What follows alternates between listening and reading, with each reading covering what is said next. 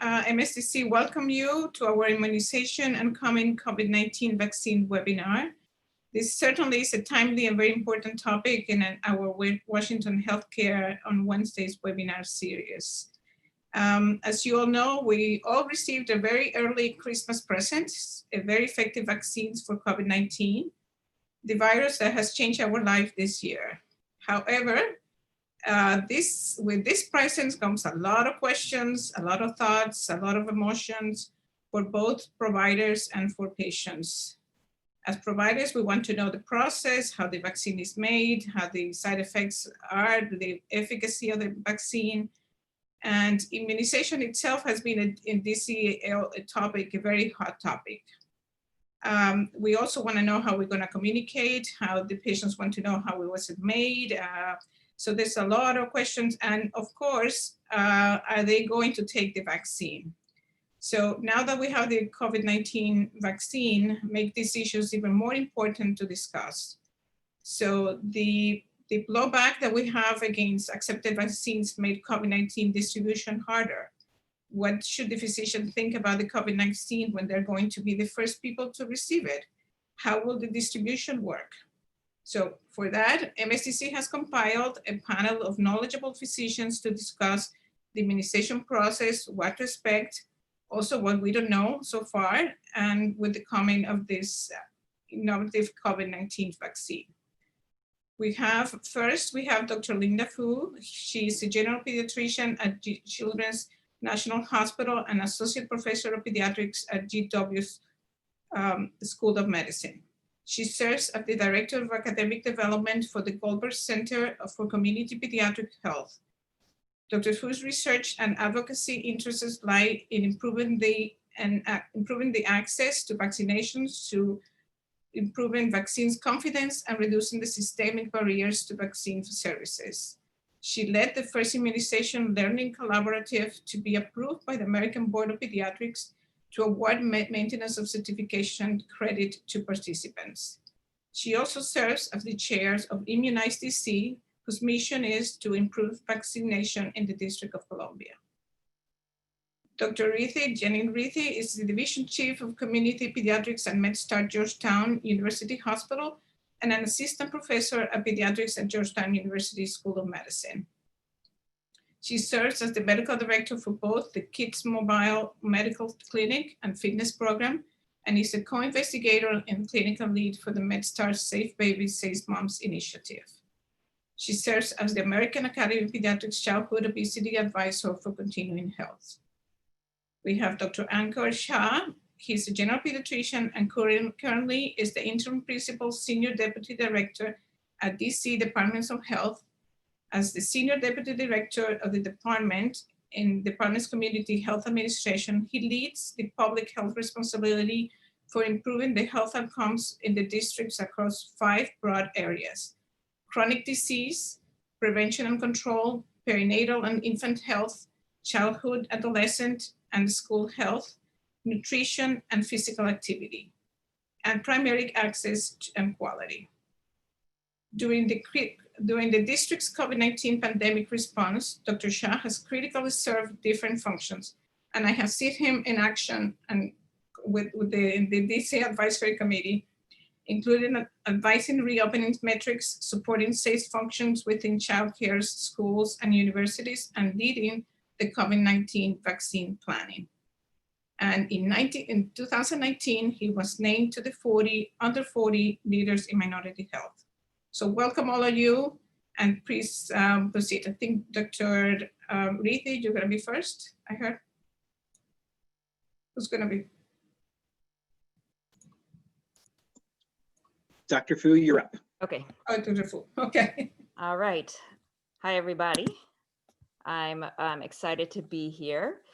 Let me just get my slides up and we'll get started.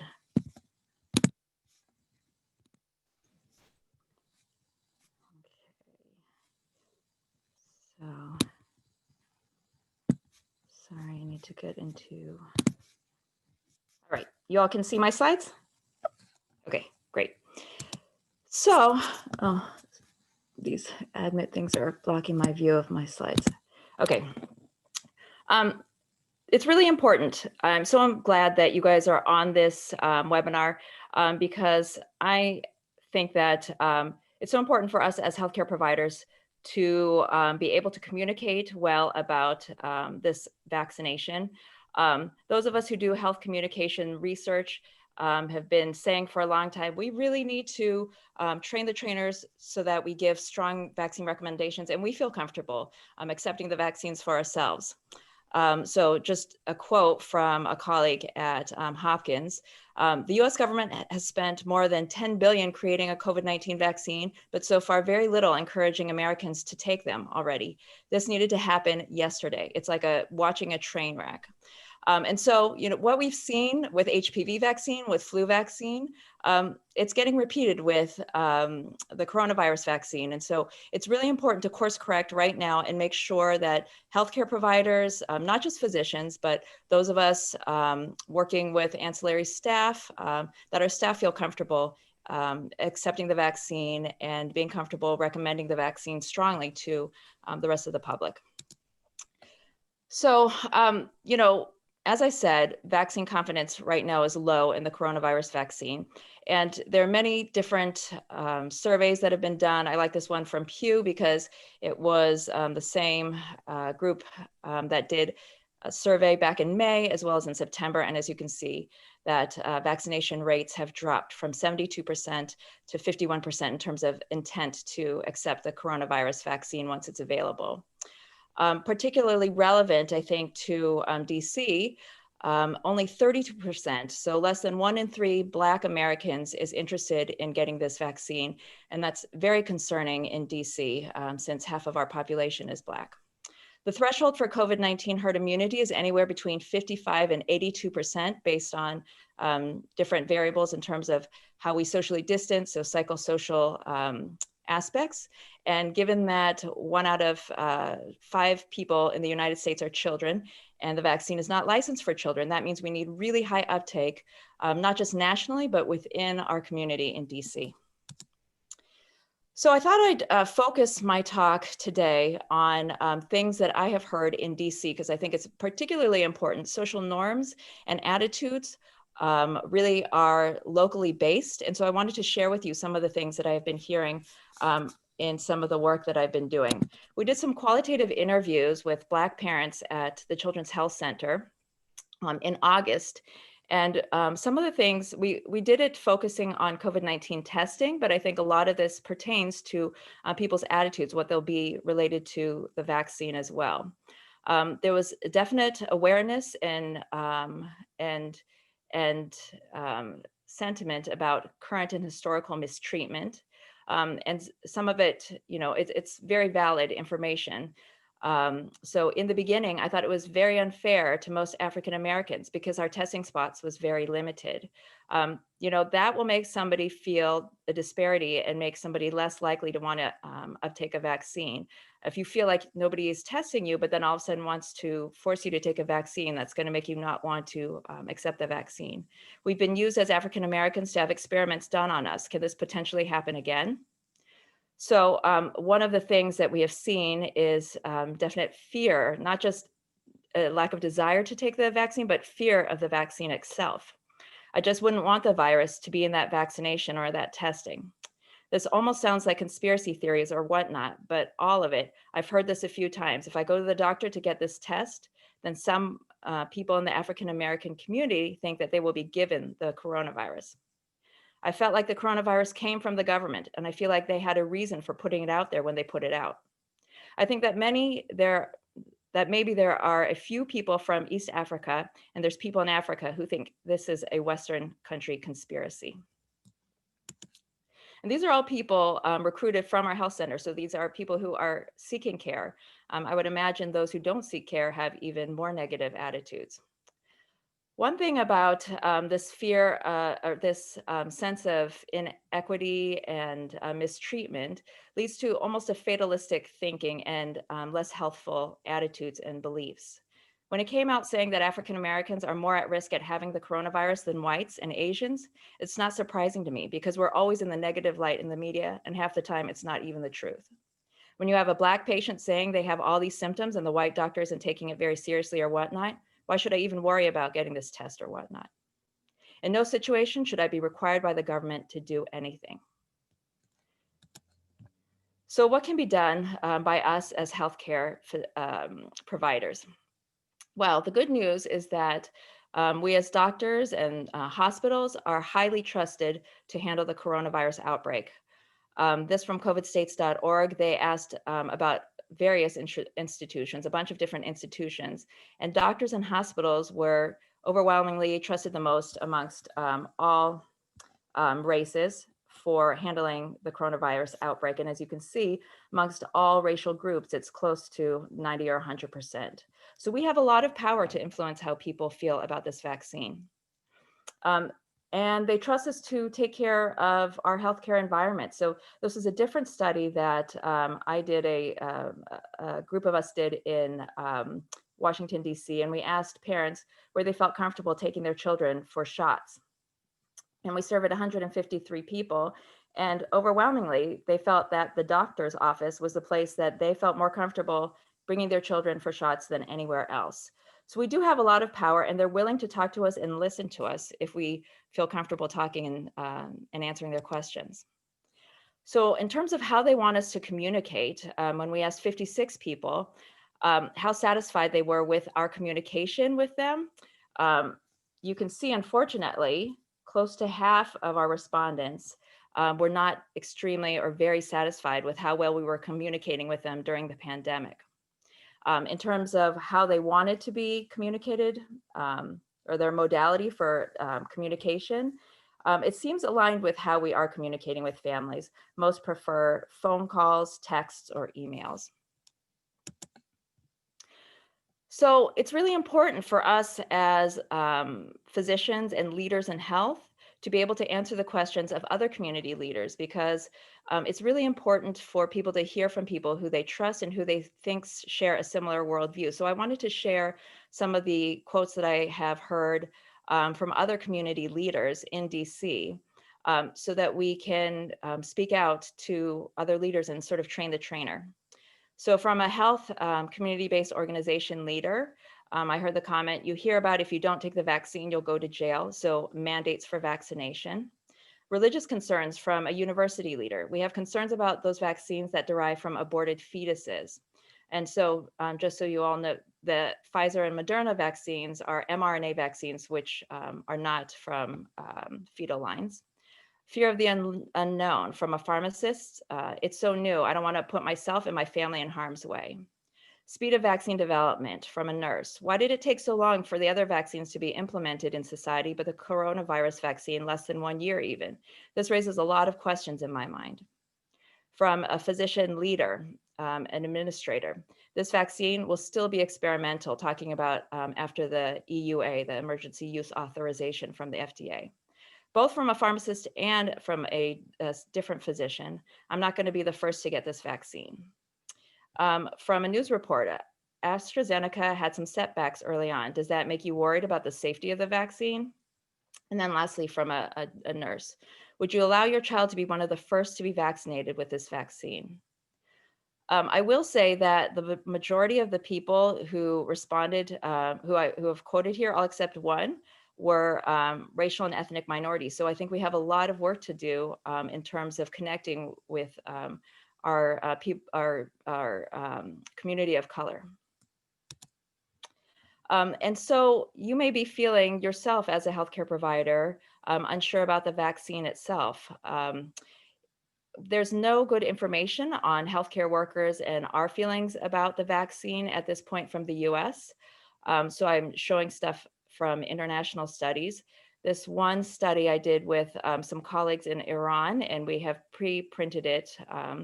Actually, healthcare workers were 25% at lower odds of intending to accept the vaccine than non-healthcare workers.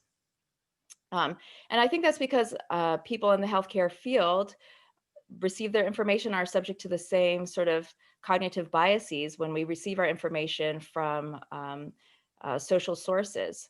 So amongst Vietnamese medical providers, students, and community workers, 15% received their COVID-19 vaccine from their training program, but 14% received it from the internet and online social networks, and 7% received it from their unions, associations, and clubs. Overall, trust in vaccines amongst healthcare workers in the United States is declining based on year of graduation. So when researchers looked at confidence in vaccine efficacy and vaccine safety, as you can see by graduation year, confidence in these ideas of vaccine being safe and effective have decreased with those who are more recent graduates. So how do you communicate about COVID-19 vaccine to patients and other people in the community? There's some core communication principles that should be followed. Ensure your cultural competence, and I think that's just particularly important for DC. And I have hoped to impart some of that confidence through hearing some of the things that people might be thinking, but not necessarily telling you. So understanding what people's concerns are, I think, are one of the big prerequisites of being culturally competent. Know the facts about the vaccination. So AstraZeneca was the first to publish information about peer-reviewed information about their vaccine. That's in the Lancet. So take a look at that information. With patients, begin the conversation early and repeat often. We're not going to get to have a lot of time and we with each patient. And so it's a matter of repeating these messages, short messages on a regular basis. And when they're ready to hear and ask questions, then you're making yourself available to be a trusted source of information. Tailor your message to the individual's concerns and life situation. And so that's making sure that what you're saying is relevant to what they're interested in hearing. Of course, employ empathy and understanding when you talk to them. So we don't want to just tell people a lot of facts. We want to understand where they're coming from. Highlight individual benefits and acknowledge individual risks and uncertainties. So it's extremely important for us to be transparent in our communication. If we don't say things because we're trying to, only stress the good points, people will go to other sources for their information. And so it's important for us to talk about the true benefits and true risks with this vaccine. And then finally, guide expectations. So I will talk about a little bit of what that means on the next slide. I know I'm not supposed to talk for too long, so I'm not going to go over all of this in major detail, but we can talk about it if some of the questions come up. I worked on our hospital's communication strategy for our staff about who will receive the vaccine first and helping guide people on that decision. And so these are points from the one pager that we came up with based on some of the studies that I've done in DC and then some of the national studies too. The vaccine protects you from having COVID-19 disease with symptoms. However, it is unknown how long protection lasts, and it is unknown if it protects you from having the disease without symptoms. So you'll still need to follow prevention strategies and to avoid unknowingly passing it on to others. You will need 2 doses for full protection. I think that's very important. Some in the FDA have been talking about only requiring 1 dose because perhaps it has over 50% effectiveness, which is all FDA requires. But I think this is really dangerous in the sense that we may end up in a situation as we did with the flu vaccine, in which people still get infected after getting the vaccine and actually thinking that the vaccine caused infection rather than incomplete protection. So I do hope that they will reserve some of the doses to allow everybody to get 2 full doses for full protection. The vaccines cannot give you COVID-19. And I think coming up with a very simple strategy for explaining this to patients is really important. So one thing that I like to do is say, it's like showing you a picture of a criminal. The picture cannot harm you, but it'll allow you the next time you see the criminal in the flesh to be able to recognize and fight that criminal in the future. So whatever works for you, it can be like training, like a batting cage and, training you to play in the real game, but putting it in a way that is comprehensible to people without a medical background is important. A lot of questions have centered around the numbers of people in trials. So mentioning that it, at this point is 74,000 adults who have participated is really important. And that 4 out of every 10 participants were non-white, and no difference in effectiveness was found by race or ethnicity. There were no serious side effects, but nuisance side effects were very common. And I think this is going to be really important to stress. Sore arms, fatigue, fever, joint and muscle aches have been reported in up to 10% based on the study and based on the side effect. And it may last several days, and it may be incapacitating for those days. And, some people are going to think that means that the vaccine gave them the disease. So what we want to do is guide people and let them know that these are side effects that are to be expected, and it means that the vaccine is working if you actually experience them. There's just some things about how the vaccine was produced in terms of EUA and how we were able to get to the vaccine in a shorter time. I think that these will be posted later, or this presentation will, so I'll not read those out in the interest of time.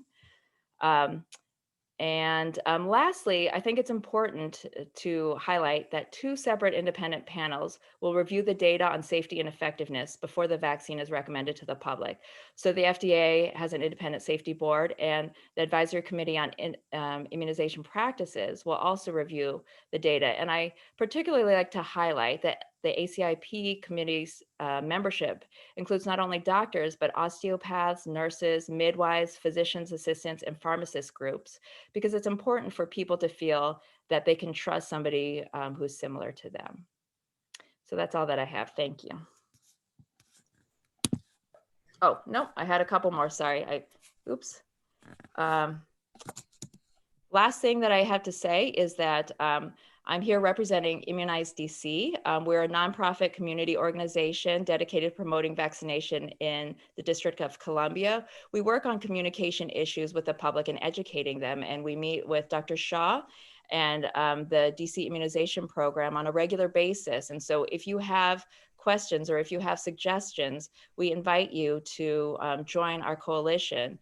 Dina Penner, I saw she has joined this meeting. This is her email address. I hope she's okay with me sharing it, but please email her if you'd like to join our group.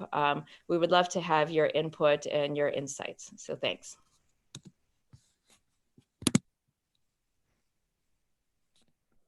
Thank you, Dr. Fu. Very interesting.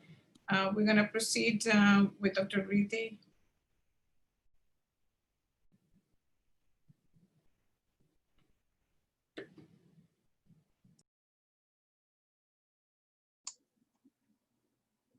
Hi, everybody. Thanks so much for having me. Let me start my presentation.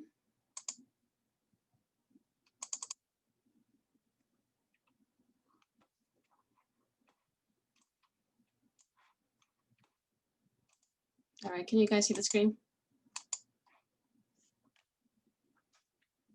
Good, okay. So I was asked today just to kind of give a little bit of a broader overview of what's happening in general pediatrics during the pandemic and how it's affecting the health and well-being of our children in DC more broadly, and particularly focusing in on pediatric preventive visits.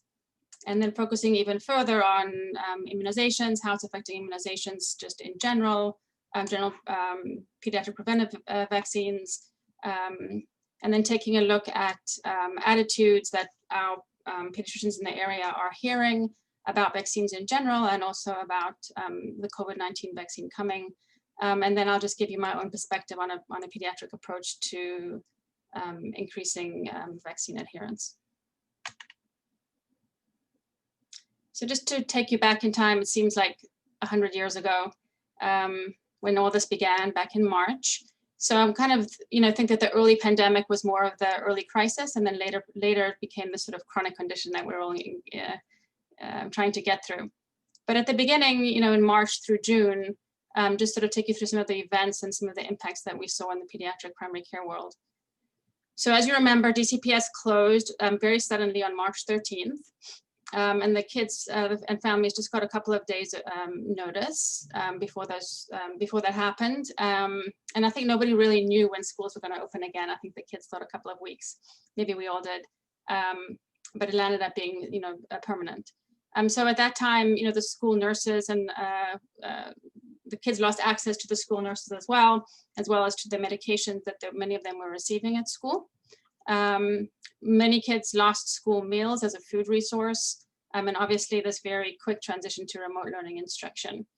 That quick shutdown of the city as well caused limited mobility, particularly for our most vulnerable families, and particularly those with young children. So families who are dependent on public transportation to get anywhere were now having more difficulty when they were afraid to go on public transportation, getting around, and particularly those who were living in food deserts to begin with and having a hard time even getting to grocery stores. Critical services closed as well, public benefits agencies, other social service agencies that our families were dependent on for some basic needs were shut down quickly as well. And then of course, many pediatric practices either closed or had extremely limited access fairly suddenly within that same time period of late March. And so the impact that we saw was that pediatric primary care visits and immunizations really plummeted in the city. The reports that we heard from BFC were about 70% decrease in immunizations in those first few months, and probably concomitant with those visits going down. Many of our kids with chronic diseases like asthma and other chronic diseases had dislocated care, as I said, either from their primary care practices and also just from not having that access to school nurses for their medications, particularly for asthma and ADHD medications. Food insecurity increased in the city by about 50%. We saw a rapid increase in our practice as well. And then we saw educational disparities significantly exacerbated, as you know and can imagine, from remote learning, both with access to devices and particularly with children who had existing difficulties in IEPs and so on, and having those translate to remote learning was very difficult. And then we have sort of the response that I think a lot of practices around the city started to try to do pretty quickly. The most important thing was really reaching out to those highest risk children. So again, the kids with chronic medical conditions who we needed to make sure had the asthma medications, had their medications refilled, that their families were aware of how to give them the medications and so on, and if they needed access to services, that we could connect them in some way that was new in that climate. Many practices and hospital systems were fairly quick to set up telehealth services. Here at MedStar was really, within a few days of everything shutting down, we had telehealth up, which was a miracle, I think. After many years of trying, we were up and running relatively quickly, and I think most practices around found ways for their families to access the services quicker than they thought. We also kind of got a little bit innovative with how we were doing our visits. So we started to split our well-child checkups. American Academy of Pediatrics kind of gave us quite a bit of good guidance on that, DC Health as well.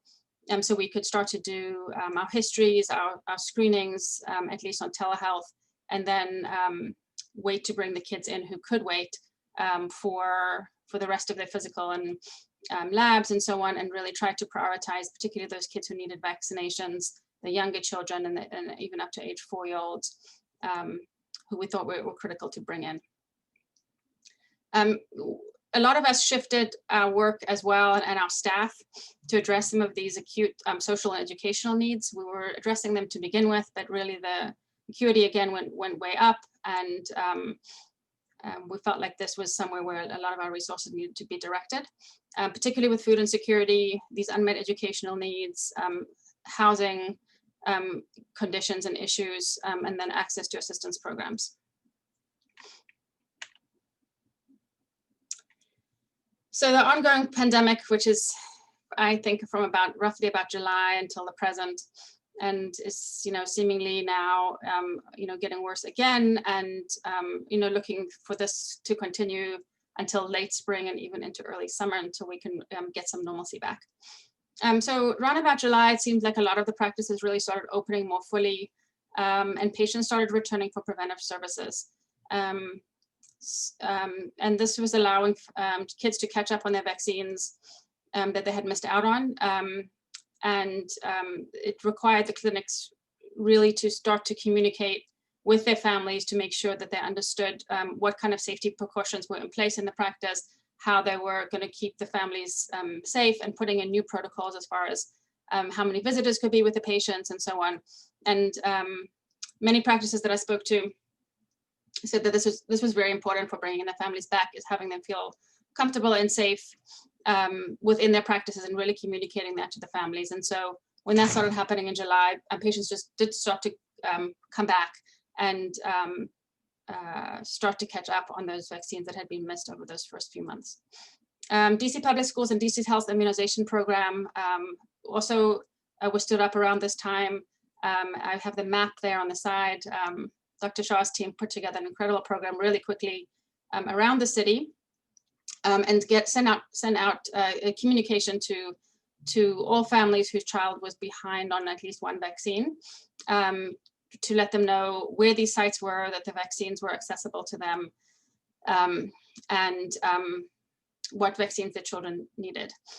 So our health system had our mobile unit went out for several months to provide vaccines for anybody in the community, as well as 2 of our school-based health centers.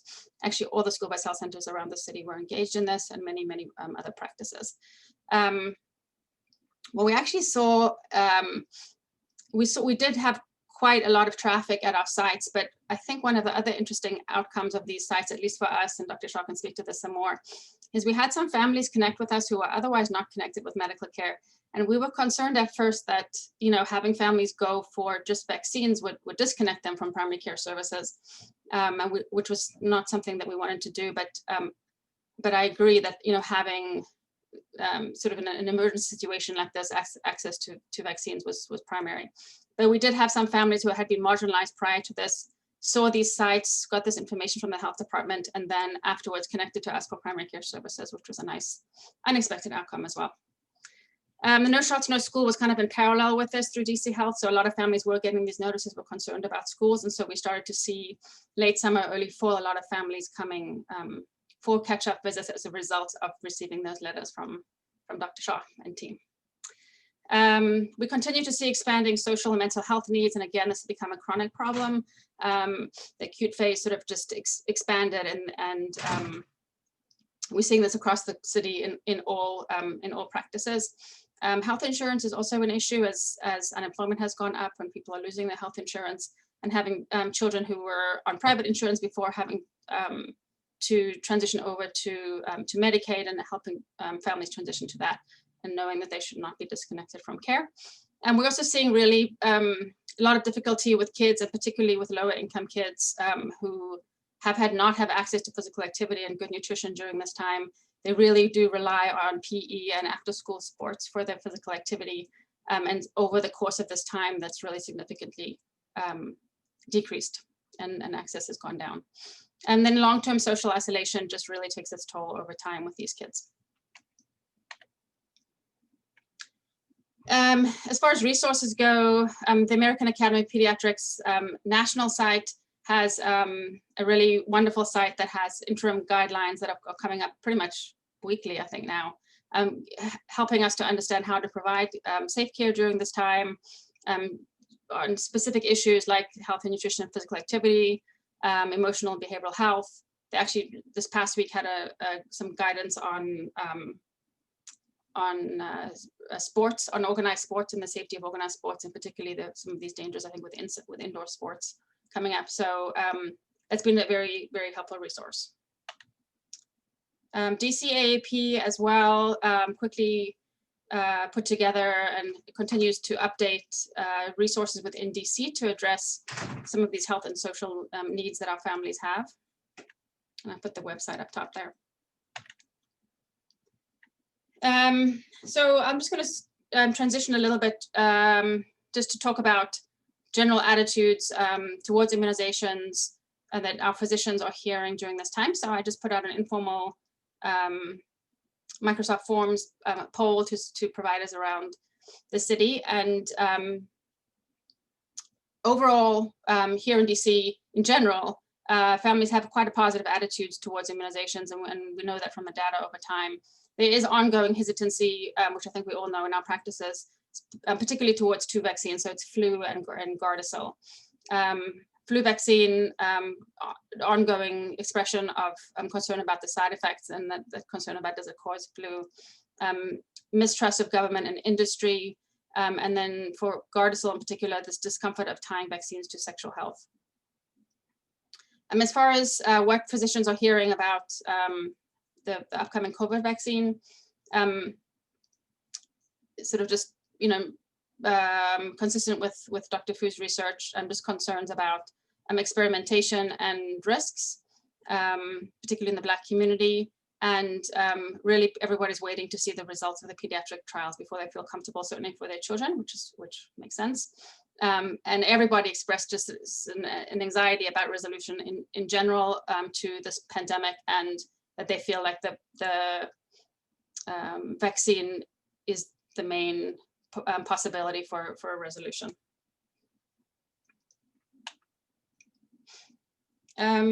I don't know if everybody saw this study that came out, I think in the past week or so. It was done by the COVID Collaborative in collaboration with some other organizations, including NAACP. And it was asking, I think they had 1,000 African Americans and about 500 Latinx adults answering this survey, and it was took place, I think, September and October. So no surprises, but very low trust for vaccine safety and effectiveness, and particularly amongst Black Americans, also, but less so amongst Latinx Americans. And then the question was asked whether they felt comfortable with the vaccine being tested specifically for their racial and ethnic groups. And again, the confidence was low. They also asked about trust in various people and institutions. Dr. Fauci was by far the most trusted. I hope many of you got to see him speak last night. The lowest is the Trump administration. FDA and drug companies are somewhere in between, but pretty low. The good news, again, as Dr. Fu said, is that the healthcare providers are trusted. We are trusted, and that's a great privilege that we have and a responsibility that we have. So I'll just close with my thoughts on an approach to shared decision-making for vaccines in general that I use with my patients just in general for vaccines, and I think that might be helpful with COVID as well. First of all, validation is the most important thing. So really listening to parents' concerns, acknowledging these concerns in a non-confrontational manner, and truly trying to understand the possible root causes of the skepticism, including historically unethical and inequitable treatment of minorities in medical research. And I always start from the position that parents love their children and are trying to make decisions in their child's best interests. So when they do have resistance, when you view them in that light, I think it's easier to engage them in shared decision making. Number two, promote partnerships in decision making. So it's helpful to provide the important information first, clearly and simply. Make sure that they understand it and look for cues that they do. And then again, clarify and reaffirm their beliefs about immunization and help them to modify any misconceptions that you're hearing from them. And then personalize the discussion, as Dr. Fu said as well, based on cultural beliefs and specific concerns, as well as the literacy level. Number three, be open about what is known and what is not known. So the framework that I always use for anything, but particularly with vaccines, is presenting it as the known risks of giving the vaccine versus the known risks of not giving the vaccine. And I always say, there's not zero risk to anything. There's not zero risk to giving Tylenol, but we're weighing out the risk of giving versus the risk of not giving. And I'll give you the fact that I know about both of those things. And then we make an informed decision together. It's good to have families understand the state laws for school entry. So no shots, no school in this case. And as well, discussing the benefit to the child as well as to the larger community. And actually, in that recent survey, there really was quite a big influence for many families when they looked at it in the context of this can protect their larger community of which they're a part. So for some families, and not all, but for some families that really can impact their decision making, and the ones that are really concerned about the larger community are much more likely to want to give any vaccine, but particularly the COVID vaccine, actually. And then the final point is just the long game. So this may not be a decision that families make or agree on at that time of that visit with you.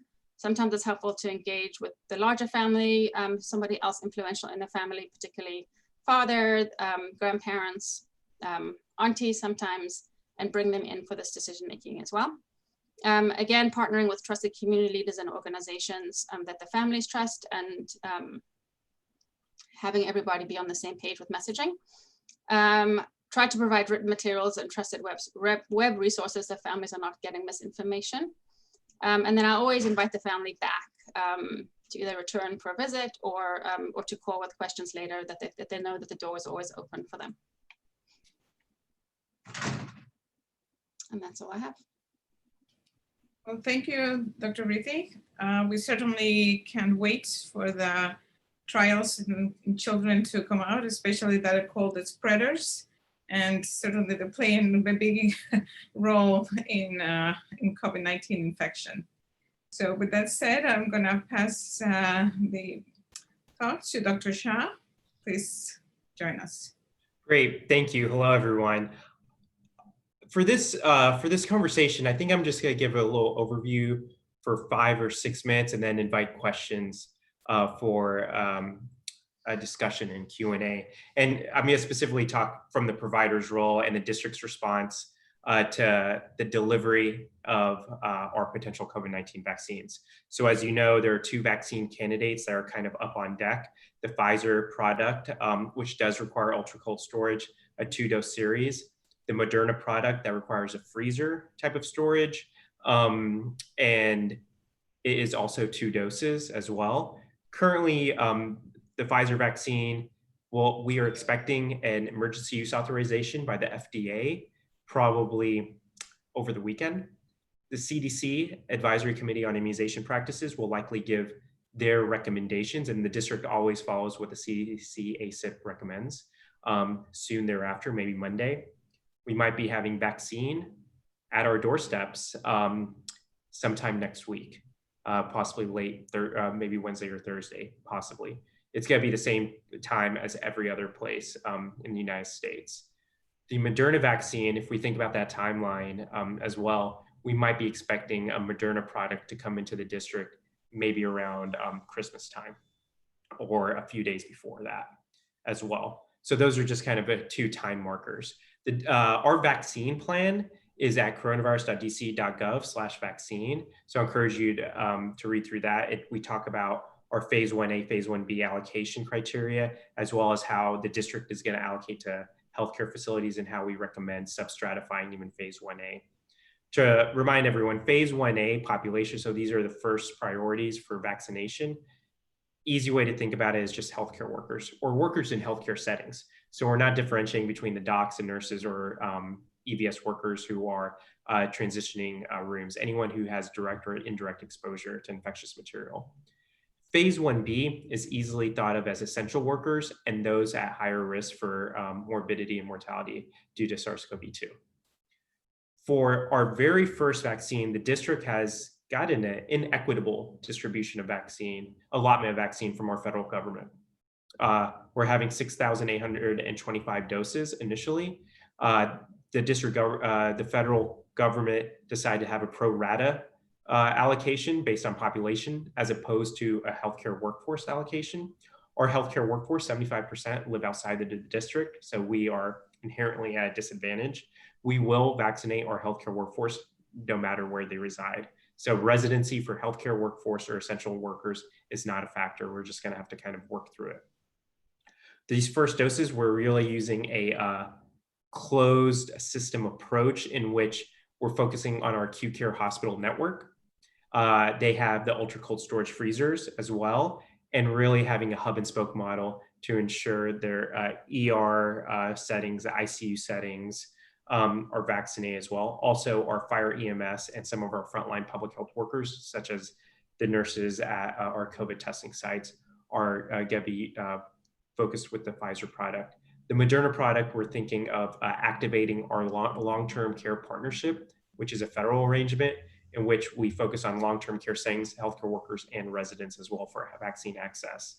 Afterwards, we will Moderna is much easier to expand out to different practices to be able to vaccinate your own staff as well.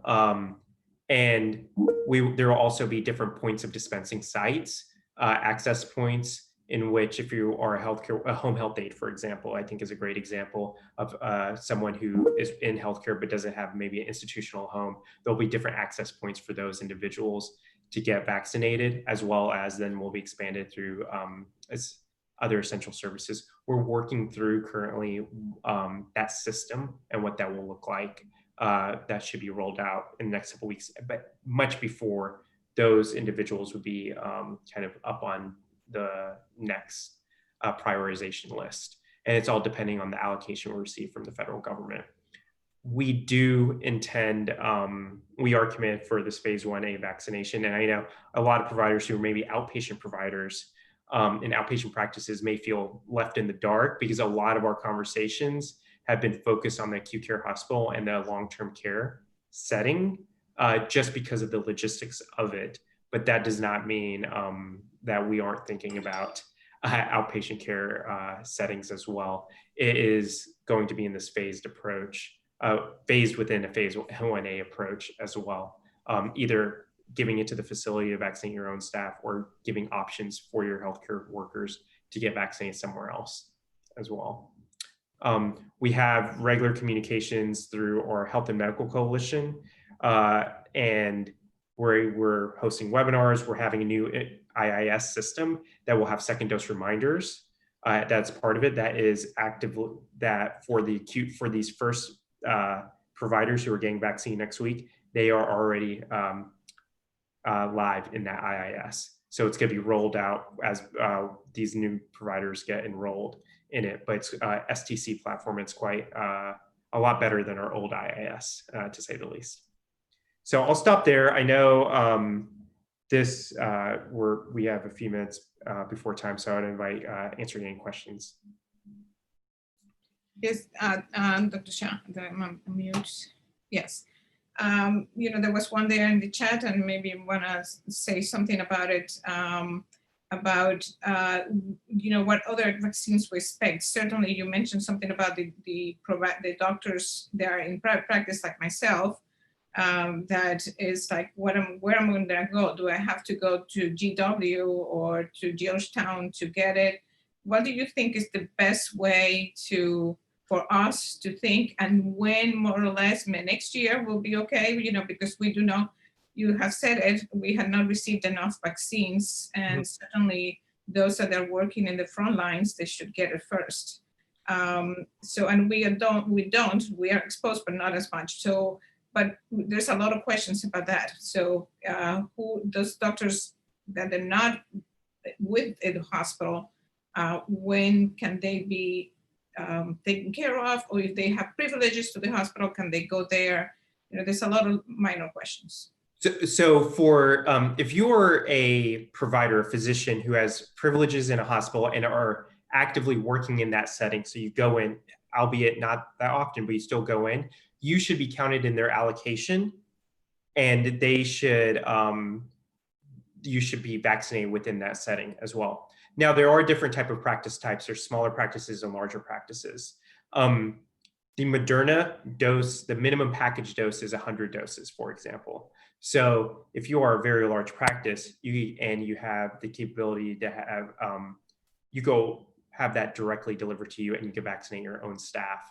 For those smaller practices, there's a couple options, and this is what I would recommend, and maybe the Medical Society can help coalesce this idea, is there's two options really. One is participating in a hub and spoke type of model. So this is exactly what we did with our acute care hospitals. Our urgent care settings, urgent care centers are doing something similar, in which they are smaller practices. So what they're doing is we're going to deliver enough product to one practice, and then they're coordinating with the other practices. So if you only have 10, 15 people in each of these places, one practice gets the 100 doses of Moderna and then works with your other practices to ensure redistribution and delivery as well. The other option, if you're a private independent practice and small, there's going to be other points of dispensing, not just GW and MedStar, but really our pharmacies, and in which, and we're going to have a online platform in which you could qualify or you show that you are a healthcare worker, and then you could, you're allowed to get the vaccine at these sites as well. So there's a couple of those options as well. What could be really helpful, and maybe the medical society could take a lead on, are the small independent practices that are in private practices. I think the F2HCs, the very GWMFA, for example, all these large ones are pretty easy to get your arms around, but we want to make sure if there's a different way a smaller practice wants to get vaccinated and they don't want to leave their practice, but they wanted someone to come to their practice or have vaccine at their practice to vaccinate their own staff. That type of model could be worked out. To actually be able to vaccinate, you have to enroll as a pandemic provider. So if that hasn't been done, please reach out to I think the medical society is part of the HMC coalition as well, but, and it's on coronavirus.dc.gov/vaccine website as well. That's one of the most important parts. You have to enroll as a pandemic provider, get in VTRAX, a CDC ordering system, and be connected to our IIS in order to even receive vaccine or deliver vaccine. Yes, I did see, I read your plans, your vaccine plan, and they have, where to go there and get enrolled as a provider. You do have to have certain guidelines to get the vaccines, including the freezer and certain things that you have to prove you have. But that's also pretty helpful. Another question that I have is, I think Dr. Fuse mentioned about how that you really have to believe how you're saying, so to improve that for Dr. Linda Fuse. Dr. Fuse, yes. So how you really have to believe what you're saying so you can convince the other person of what that will work. So that's a way of convincing someone. Do you have any other tips or anything for any other providers to really show confidence that the vaccine works? Of course, if we get it and we show them, that we got it, and I think that's pretty convincing, but other ways of communicating that trust or that something is going to work.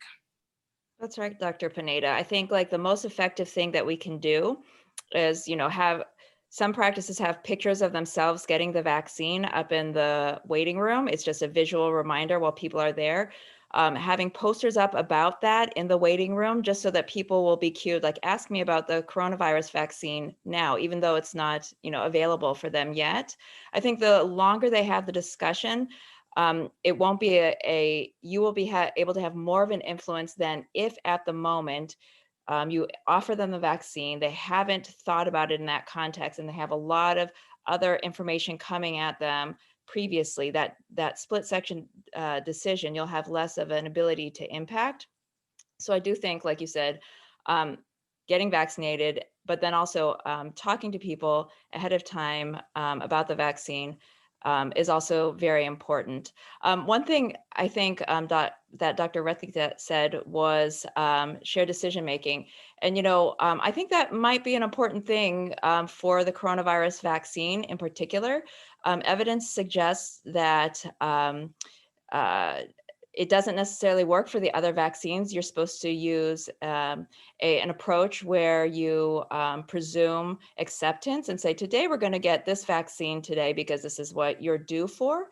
But I do think with all of the questions about this particular vaccine, it may be helpful to try to use a shared decision-making approach. I still think that coming at it from a position of confidence is important, even with a shared decision making. What doesn't work is like, well, we do have this vaccine today, and how do you feel about it? Let's discuss. That will not be an effective strategy.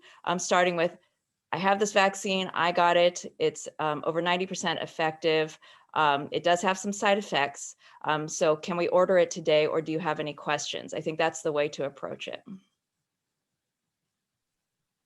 Yes, thank you, thank you. For a question for Dr. Shah, I did read in the vaccine plan, the COVID-19 plan for DC, that Walgreens is one of the pharmacies that is going maybe distribute the machine. Do you have any other pharmacies, or is it going to proceed like we did with testing, that now even the fire department is doing the tests? Yeah, that's a great question. So with testing, I think, as you probably recall, in Dr. Reithi's presentation took us from where we were back in March to now. We saw that our current healthcare delivery infrastructure can handle the need of the testing that district residents that we needed from a public health standpoint. And that's why district government stepped in and developed public testing sites. Insofar as of 2 weeks ago, we've had the highest per capita testing in the nation in the District of Columbia. Now, but when we think about our vaccine access initiatives, we really don't want the district government to be a vaccinator. We want to be a facilitator to leverage all the vaccine access points, which includes all the providers, as well as our pharmacy chains as well. So that is really the hope. And not just Walgreens and CVS, as well as Walmart, are part of the federal partnership as well. So they have a little more scope in working with the long-term care. But we're starting discussions, and we've had discussions with all the local pharmacies within the district to see how they could be those access points for the vaccine for certain individuals as well. So we're really thinking about all types of provider groups, all different types of access points that is currently within the system, as opposed to creating a district site. That's not to say it won't happen. It very well could happen, but that's not our strategy at this point. And it was our strategy for testing in the beginning either. Okay.